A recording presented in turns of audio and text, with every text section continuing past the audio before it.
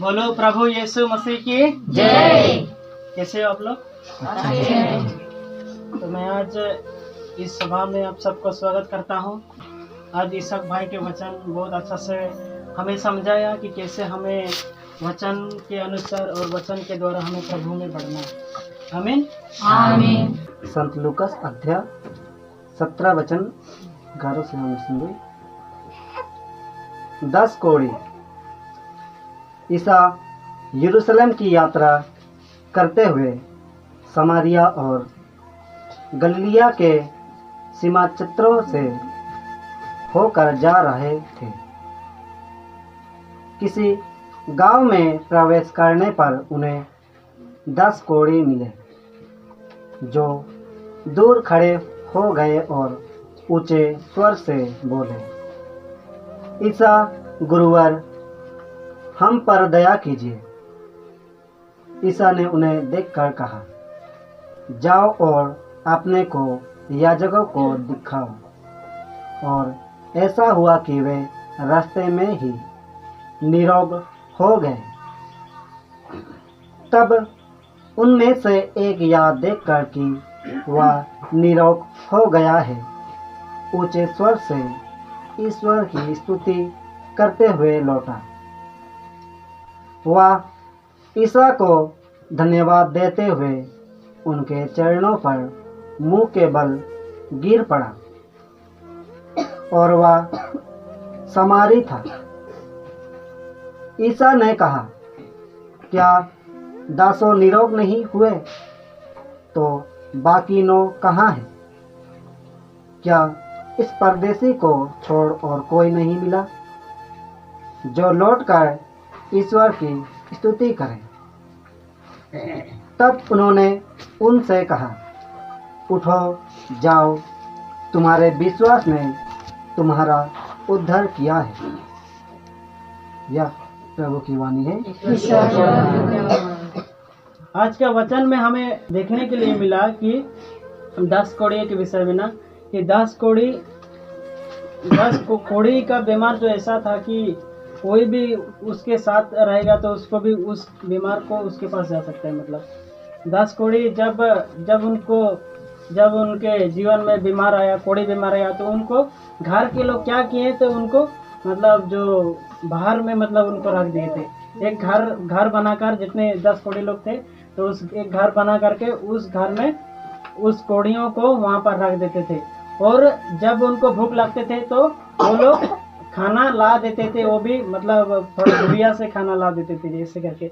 मतलब वो जितने लोग 10 कोढ़ी थे उनको कितना परेशानियों का सामना करना पड़ा। तो उस समय के दिनों में जितने भी लोग कोढ़ी बीमार होते थे तो उनको घर से बाहर निकल दिया जाता था। Hallelujah, hallelujah. प्रभु की स्तुति हो, प्रभु की स्तुति हो, प्रभु की आराधना हो, प्रभु की आराधना हो। तो उस समय जितने भी लोग बीमार थे, और ऐसे बीमार थे जो मतलब दूसरे को लेंगते हैं, बोलते हैं ना, ऐसे बीमार, ऐसे रोगियों को घर में नहीं रखा जाता था। उनको एक घर बना दिया जाता था जो अपने घर से ढेर दूर होता, मतलब ढेर दूर में रखा जाता था। और वहाँ में वो लोग वहाँ रहते थे, जितने कोढ़ी लोग थे वहाँ पर इतने दूर में रहते थे। यीशु मसीह को जब 10 कोढ़ियों ने देखा उसको, तो जोर से चिल्लाकर कहा कि हे स्वामी, हम पर दया कर। Hallelujah, hallelujah. तो यीशु मसीह ने क्या कहा? यीशु मसीह ने कहा कि जाओ और अपने याजकों को दिखाओ। जैसे उस घर से निकला, जैसे वहां से निकला और वहां से वो लोग जाते जाते रास्ते पर ही वो लोग क्या हुए? रास्ते पर क्या हुए? ध्यान से सुन रहे हैं ना? जब रास्ते से जाते जाते ही वो लोग, सभी लोग चंगे हुए, 10 लोग चंगे हो गए। 10 लोग चंगे हो गए। तो उसके बाद जब एक कोढ़ी को जब तरस आया तो वो तुरंत यीशु मसीह के पास लौट आया और यीशु मसीह को धन्यवाद किया, उसको धन्यवाद दिया। तो उसके बाद क्या हुआ? यीशु मसीह ने क्या कहा कि 10 निरोग नहीं हुए क्या? तो बाकी 9 कहाँ बोल करके यीशु मसीह बोला, देखो 10 लोग चंगे हो गए, लेकिन 10 में से एक व्यक्ति वो यीशु मसीह के पास आया और उसको आज धन्यवाद दिया। आज मैं इस वचन को बताने का मकसद ये है, परमेश्वर चाहता है कि हम सभी लोग बीमारी से चंगे हो जाए। लेकिन ऐसा होता है कि बहुत सारे लोग चंगे हो जाते हैं लेकिन गवाही देने के लिए बहुत कम आते हैं। यदि मैं कहूँ तो 100% लोग अगर चंगे हो गए तो 90% लोग क्या करते हैं, यीशु मसीह के पास नहीं आते। उनमें से 10% लोग यीशु मसीह को धन्यवाद देते हैं। हालेलुया, प्रभु की स्तुति हो, प्रभु की आराधना हो, प्रभु की आराधना। इसीलिए आज चंगा पाने के लिए हमें क्या जरूरत है? विश्वास की जरूरत है। विश्वास के बिना हम चंगा नहीं हो सकते, विश्वास के बिना हम कुछ भी नहीं हो सकते। Hallelujah, hallelujah. कोई भी अन्य जाति अगर वो विश्वास करेगा कि मैं चंगा हो जाऊंगा तो वो बिल्कुल चंगा हो जाएगा।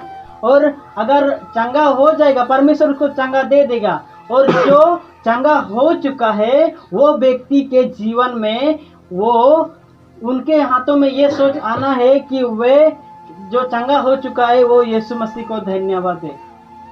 वो परमेश्वर उसको छोड़ देता है। परमेश्वर ये नहीं कहता है कि तुम मुझे धन्यवाद दो, ऐसा यीशु मसीह कहता है? कहता है? नहीं कहता है ना। तो इसी प्रकार आज वो लोग चंगे तो हो गए लेकिन वो परमेश्वर को धन्यवाद नहीं दे पाए। वो 9 व्यक्ति परमेश्वर को धन्यवाद नहीं दे पाए। उनमें से एक व्यक्ति जो तरस आया और वे अपने पापों को परमेश्वर के सामने क्षमा मांगा तो परमेश्वर उनको बोला कि या शांति से जाओ बोल करके, और परमेश्वर भी प्रसन्न हुआ। हालेलुया, प्रभु की स्तुति हो, प्रभु की स्तुति हो, प्रभु को धन्यवाद। प्रभु को धन्यवाद।